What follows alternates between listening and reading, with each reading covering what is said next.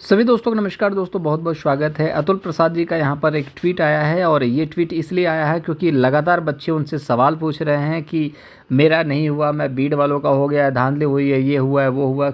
सारी चीज़ों के बारे में इन्होंने इस चीज़ के बारे में बात करी है। इन्होंने कुछ प्रश्नों के उत्तर दिए हैं, जैसे कि मेरे क्वालिफाइंग कट ऑफ से अधिक होने के बाद भी मेरे को कुछ रिक्तियाँ होने के बावजूद मैं सफल नहीं हो पाया। कहने का मतलब है कि बच्चे बता रहे हैं कि मेरा 70 नंबर है और 68 पर सिलेक्शन हो गया, क्यों नहीं हुआ? इस चीज़ का जवाब इन्होंने नीचे दिया है। कुछ संभावित कारण बताए इन्होंने। फिर उन्होंने बोला है कि कुछ सफल अभ्यर्थियों से मेरी संख्या होने के बावजूद मैं सफल क्यों नहीं हुआ। किसी का 67 नंबर है तो उसका सिलेक्शन हो गया है, किसी का 70 होने के बाद भी मेरा सिलेक्शन क्यों नहीं हुआ, ये चीज़ है।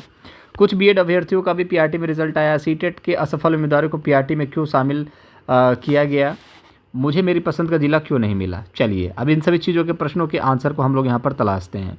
तो सबसे पहले क्वालिफाइंग कट ऑफ में 9 मतलब कट ऑफ से अधिक नंबर होने के बाद भी आपको यहाँ पर मौका नहीं मिला क्योंकि दस्तावेज सत्यापन में अयोग्य। जैसे कि मान के चलो कि आपका 71, अभी तो डीबी हुआ नहीं है, डीबी से पहले भी आपके दस्तावेज को सत्यापित किया गया है, तो 10,000 बच्चों ऐसे हैं जिनको अयोग्य घोषित किया गया है। मान के चलो कि 68 नंबर पर आपका सिलेक्शन, आप कट ऑफ बना है, आपका नहीं ओमार से मिलाया 71 नंबर, बट फिर भी आपका सिलेक्शन नहीं हुआ, आपको बाहर कर दिया गया क्योंकि आपके डॉक्यूमेंट में इन्होंने गड़बड़ी पाई। ठीक है। भाषा के पेपर में बहुत सारे बच्चे ऐसे, हो सकता है कि आपके 71 नंबर हों और भाषा के पेपर में आप फेल हो गए हो, तो लगभग 4800 बच्चे ऐसे हैं जो भाषा के पेपर में असफल हो गए। आरक्षण का लाभ नहीं मिला। यदि आवेदन में दावा नहीं किया गया है या अपेक्षित प्रमाण पत्र जमा नहीं किया गया है तो आरक्षण का लाभ नहीं दिया होगा।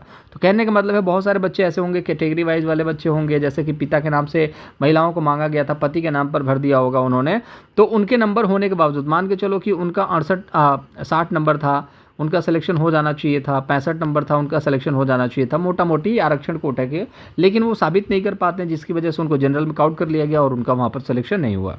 ठीक है। कुछ और प्रश्न के उत्तर हैं यहाँ पर, जैसे कि रिक्तियाँ दिव्यांग उम्मीदवारों के लिए सुरक्षित रखने के कारण। तो कुछ जो रिक्तियाँ रखी गई हैं ना, वो दिव्यांगों के जो सीट्स होते हैं ना, उनको जनरल में फाइट करा दिया जाता है और उन सीटों को खाली रखा जाता है ताकि अगली भर्ती के अंतर्गत उनको सम्मिलित किया जा सके, जैसा कि आपने इनके प्रेस कॉन्फ्रेंस में देखा था। सभी परीक्षा फल सशर्त है। सीटेट में शामिल होने वाले उम्मीदवार जो सीटेट में असफल हो जाएंगे उनको डीबी के बाद बाहर कर दिया जाएगा। तो भी मैंने बोला कि सेकंड मेरिट लिस्ट यहाँ पर आपको देखने को मिलने वाली है, क्योंकि यहाँ पर देखिए डीबी के दौरान उनको बाहर कर दिया जाएगा, तो जो सीट बचेगी उसका क्या होगा, उस पर जो थोड़े से कम मेरिट वाले बच्चे होंगे उनको दोबारा से यहाँ पर मौका मिल जाएगा। लगभग जिन बच्चे का जो बोल रहे हैं कि बीएड वाले बच्चों का भी यहाँ पर सिलेक्शन हो गया है, तो जो बीएड वाले अभ्यर्थी हैं, डिप्लोमा धारक भी हैं वो बच्चे जो है, जो डिप्लोमा धारक है, उनका यहाँ पर रिजल्ट निकाला गया है और वो बच्चे कह रहे हैं कि मैं बीएड वाला हूँ, मेरा सिलेक्शन हो गया। एक बात बताओ, जो बच्चा डिप्लोमा वाला है उसका तो सिलेक्शन हो गया, कोई बीएड वाला, मान लो मैं ही बीएड वाला हूँ, मान लो 1% के लिए मेरा सिलेक्शन हो जाए तो मैं आपको बताऊँगा मेरा हो गया? नहीं ना। क्यों? क्योंकि अगर आपको बताऊंगा तो आप तो जाकर के केस कर दोगे ना भाई कि इसका कैसे हो गया, इसको बाहर करो। कोई बाहर होना चाहेगा नहीं। तो कहने का मतलब है कि अगर बीएड वाला है उसके साथ पास डिप्लोमा, मेरे पास डिप्लोमा डिग्री भी है ना, तो मैं कहूँगा देखो मेरा बीएड वाला है लेकिन हो गया, तो आप जब केस करोगे तो मैं डिप्लोमा दिखा दूंगा। तो सवाल यहाँ पर इसी चीज़ को लेकर के है कि अगर आपके पास बीएड वाला है तो उसके पास डिप्लोमा भी था, इसलिए उनको पास किया गया। इनका कहने का मतलब ये है। जिला का आवंटन, जैसे कि आपने 3 जिला भरा, उसमें से कोई नहीं मिला, तो इन्होंने कहा कि सबको देना संभव नहीं है और कोई आवश्यकता भी नहीं है। कहने का मतलब है कि अगर आपने सिवान भरा है तो आपको अगर सिवान नहीं मिलता है तो आपको सिवान में क्यों देंगे? अगर सिवान में देंगे तो आप लेजी हो जाओगे भाई, घर से निकलोगे और सेटिंग वेटिंग बिठा लोगे विद्यालय के साथ, पॉसिबिलिटीज़ है।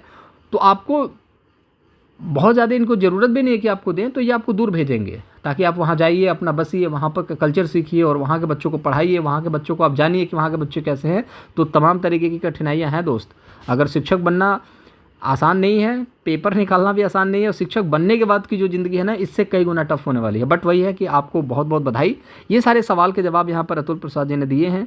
आई होप मैंने सारी चीज़ों को समझा दिया है। बाकी शाम को एक बार लाइव सेशन में बहुत सारी चीज़ों को यहाँ पर हम लोग डिस्कस करेंगे। ठीक है। तो जितने लगभग आपके 10 सवाल थे, 10 सवालों के यहाँ पर ऑलमोस्ट आपको जवाब मिल चुके हैं। अपना बहुत ज़्यादा ख्याल रखिएगा। और कोई क्वेश्चन है तो आप कमेंट बॉक्स में ज़रूर बताइएगा। चैनल को सब्सक्राइब कर लीजिएगा, वीडियो को लाइक कर दीजिएगा। अपना बहुत ज़्यादा ख्याल रखेंगे। Bye bye.